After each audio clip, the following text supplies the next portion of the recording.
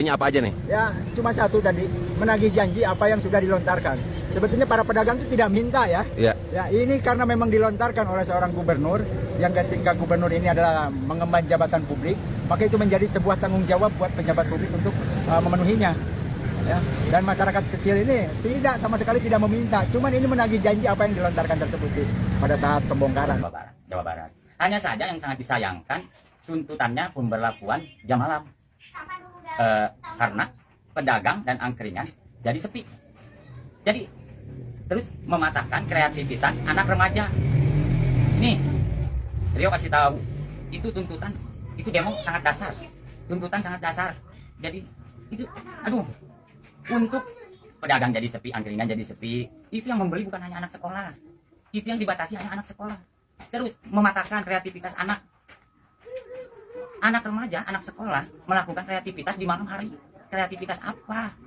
Jangan lupa like, comment, and subscribe.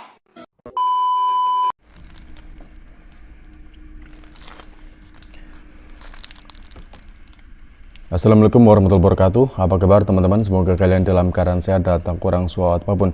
Kebijakan Gubernur Jawa Barat Deddy Mulyadi yang menerapkan jam malam khusus ya untuk para remaja dan tentunya untuk anak sekolah akan segera diterapkan, dan tentunya kondisi ini atau kebijakan ini akan menimbulkan pro dan kontra. Dan seperti apa sih kebijakan tersebut secara detailnya? Kita langsung saja saksikan videonya teman-teman ya. Gubernur Jawa Barat Deddy Mulyadi resmi menerapkan kebijakan jam malam bagi para pelajar di wilayah Jawa Barat mulai pukul 9 malam hingga pukul 4 pagi, terkecuali kondisi darurat. Hal tersebut tertuang dalam surat edaran Gubernur tertanggal 23 Mei 2025. Pemerintah Provinsi Jawa Barat mengeluarkan surat edaran Gubernur nomor 51 PA.03 Disdik tertanggal 23 Mei 2025 dan menetapkan bahwa peserta didik tidak diperbolehkan melakukan aktivitas di luar rumah mulai pukul 21 hingga pukul 4 waktu Indonesia bagian Barat atau program jam malam. Gubernur Jawa Barat Deddy Mulyadi saat ditemui usai memberikan kuliah umum di Fakultas Ilmu Budaya Universitas Indonesia Selasa 27 Mei kemarin menyebut program jam malam akan diterapkan mulai bulan Juni mendatang. Jam malam itu jadi gini, nanti dimulai di bulan Juni ya, Juni, dan kemudian nanti kita ajaran baru. Kita ingin menekankan bahwa anak-anak yang berstatus pelajar, ingat loh, yang berstatus pelajar, mereka itu jam keluar rumahnya sampai jam 9 malam. Kemudian apakah masih boleh setelah 9 malam keluar rumah? Boleh, kalau didampingi orang tuanya, ada kebutuhan-kebutuhan tertentu. Kemudian dia misalnya ada aspek yang bersifat ekonomi yang harus kita selesaikan, boleh, selama itu bukan untuk kepentingan nongkrong dan menghabiskan waktu yang tidak ada relevansi dengan kebutuhan hidup dan pendidikan. Dalam surat edaran Gubernur tentang pembatasan aktivitas peserta didik ini, turut ditegaskan bahwa peserta didik yang dimaksud mencakup seluruh anak dan remaja yang sedang dalam jenjang pendidikan dasar, menengah pertama, menengah atas, atau kejuruan dan pendidikan khusus. Menanggapi penerapan program jam malam Gubernur, sejumlah pelajar di Jawa Barat turut menyambut baik. Dan diantaranya pun meminta kelonggaran jam malam di malam minggu. Oh, minta kelonggaran. Bagus sih buat remaja-remaja, jadi nggak ikut-ikut kayak gangster gitu, jangan tawuran gitu. Terus sama lebih disiplin juga sih ya. Menurut aku setuju aja karena bagus, karena anak-anak juga buat apa ya keluar malam gitu kan, tapi anak-anak pasti kan malam minggu tuh pasti mau keluar ya. Jadi kalau buat malam minggu minta buat Pak Deddy dibolehin. Gubernur Jawa Barat kembali membuat gebrakan dengan mengeluarkan surat edaran jam malam bagi pelajar di Jawa Barat mulai pukul 9 malam hingga jam 4 pagi. Langkah tersebut diambil sebagai bagian dari program pembentukan generasi Pancawaluya Jawa Barat Istimewa, salah satunya menekan tingkat kenakalan anak dan remaja. Dari Bekasi, Depok, dan Kabupaten Bandung, Jawa Barat, tim TV One mengabarkan. Jadi itu ya tentang penerapan jam malam yang dikhususkan untuk remaja. Tetapi tidak hanya itu, ternyata juga dijelaskan tadi bahwa selain khusus para siswa, ternyata anak-anak remaja ya yang di bawah masih di bawah dewasa maksudnya, itu memang ya kemungkinan akan diangkut jika memang berkeliaran di malam hari. Tetapi akan faktanya bahwa ternyata aksi ini kebijakan dari Mulya ternyata didemo oleh para pedagang yang katanya usahanya jadi sepi gitu ya, dan entahlah masalah yang lain. Tetapi anehnya kan, karena yang dikurangi kan konsumen anak remajanya. Kenapa para pedagang ini kok demo gitu ya? Kan mungkin ada unsur lain yang membuat mereka demo, atau mungkin ada motivator, atau bahkan ya mungkin mereka disponsori oleh pihak tertentu. Mungkin saja terjadi ya. Kita langsung saja saksikan video demo-demo tersebut. Pertanyaannya sederhana, kawan-kawan. Untuk apa pendidikan gratis kalau sudah dewasa? Akal seorang anak, daya kreativitas seorang anak itu mampu dibunuh dan didiamkan di rumah saja. Pertanyaan sederhana pula buat kalian yang demo. Kreativitas apa yang telah dibunuh? Satu. Yang kedua, berapa kalian dibayar? Ketiga, siapa kalian yang membayar? 4. Kalian bukan siswa tapi mahasiswa. Mikir. Tentu pemerintah harusnya mawas diri. Salah satunya Jawa Barat, di mana Deddy Mulyadi tidak harus juga mencerminkan dan melakukan terus pencitraan, tapi harus menjalankan amanat-amanat yang dituangkan oleh Undang-Undang UPA. Telah terjadi aksi unjuk rasa di Kota Bandung yang menyoroti kebijakan pengelolaan lahan oleh pemerintah, khususnya di wilayah Jawa Barat. Masa aksi menuntut agar pemerintah termasuk tokoh publik seperti Kang Deddy Mulyadi tidak hanya fokus pada pencitraan, tetapi juga menjalankan amanat Undang-Undang Reforma Agraria. Mereka juga mengkritik Perhutani dan PTPN yang dianggap masih menguasai lahan luas dan belum menyerahkannya kepada rakyat. Para demonstran mendesak agar pengelolaan lahan diberikan kepada masyarakat yang terbukti mampu hidup berdampingan dengan alam tanpa merusak lingkungan. Aksi ini menjadi pengingat pentingnya keadilan agraria dan keberpihakan pada rakyat kecil. Pantau terus informasi selengkapnya. Gimana pendapat kalian mengenai aksi demo tersebut? Coba deh suarakan pendapat kalian di kolom komentar.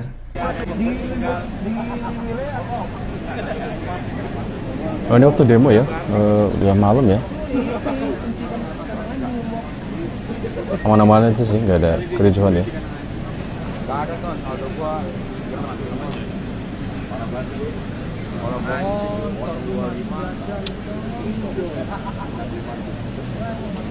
Aman, terkendali lah.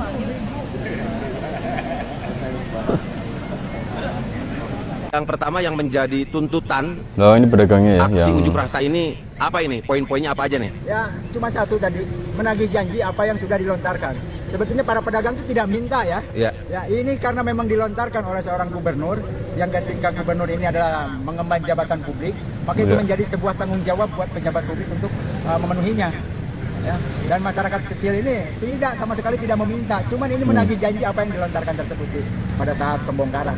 Saya ingat Kang Husni nih, sebenarnya poin-poinnya itu yang menjadi janji apa saja sih Kang Husni? Ya, tadi sudah saya bilang, tadi yang pertama itu yang dilontarkan itu ganti rugi dagangan yang saat itu terakhir ada ya.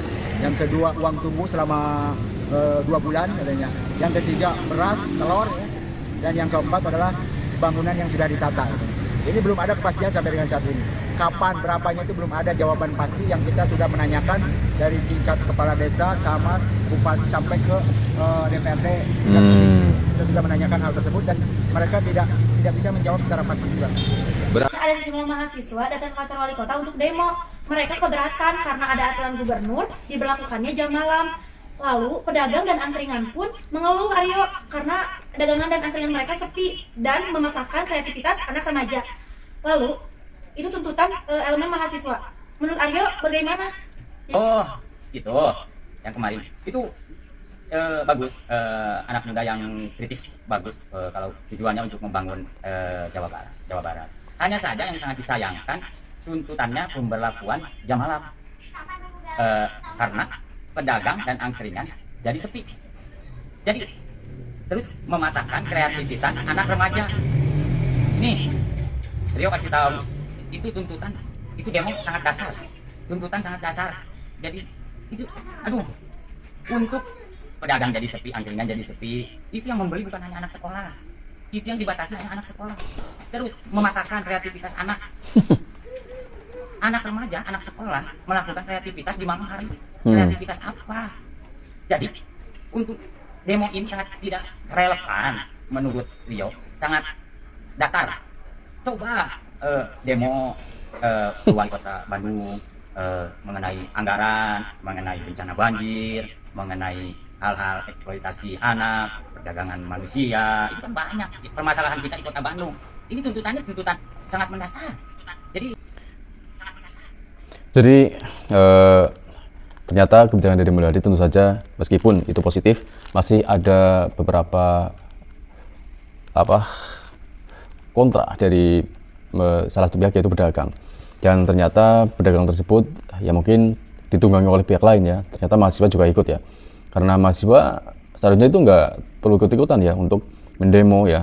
Oleh karena itu maka terindikasi bahwa demo tersebut tidak ada unsur bersih dari para pedagang. Kemungkinan dari LSM atau mungkin orang bayaran lainnya yang menunggangi kepentingan dari mereka, yaitu pedagang.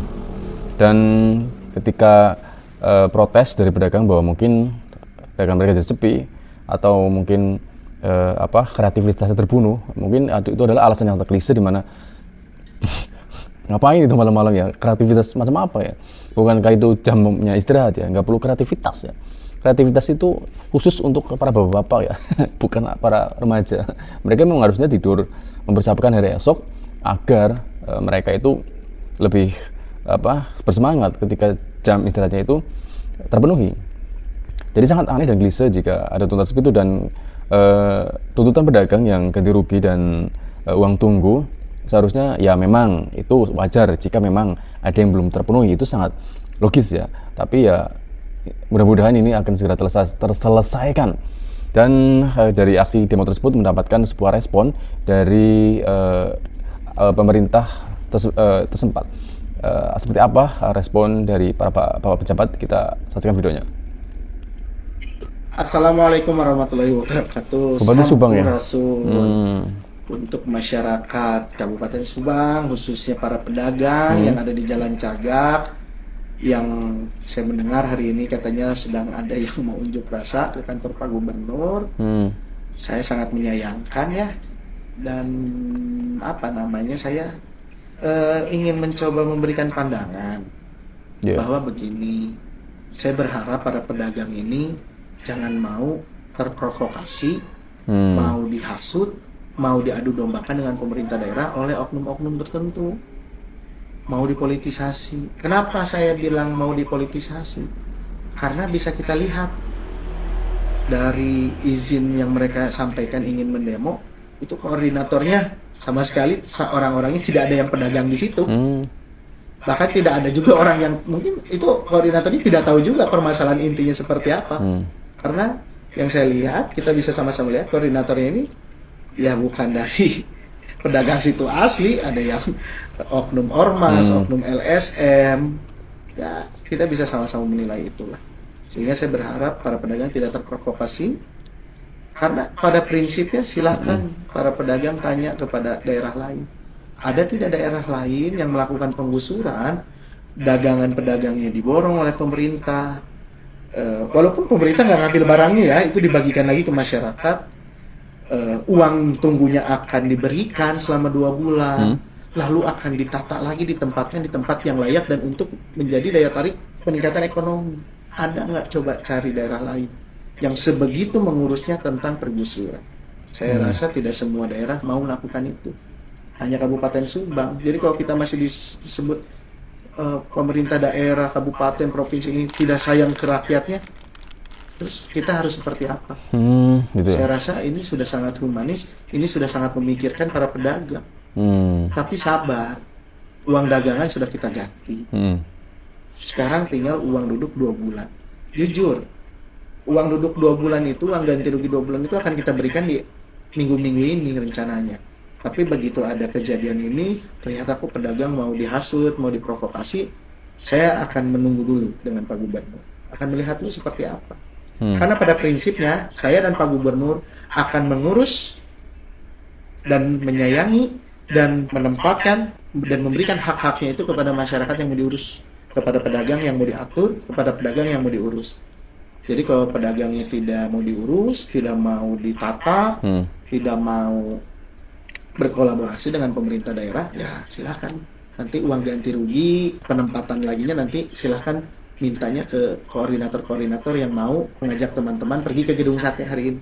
Oh, jadi seperti itu ya penjelasan dari Bupati Subang yang mengatakan bahwa tentang uang ganti rugi, bangunan yang dibongkar, dan kemudian uang tunggu selama 2 bulan, memang tampaknya akan segera direalisasi untuk khusus Bupati Subang dan juga Jawa Barat ya. Dan ya moga saja itu terpenuhi dan tidak dibesar-besarkan oleh oknum tertentu yang ingin menciptakan suasana itu menjadi gaduh dan mencoreng nama baik Gubernur Jawa Barat Dede Mulyadi.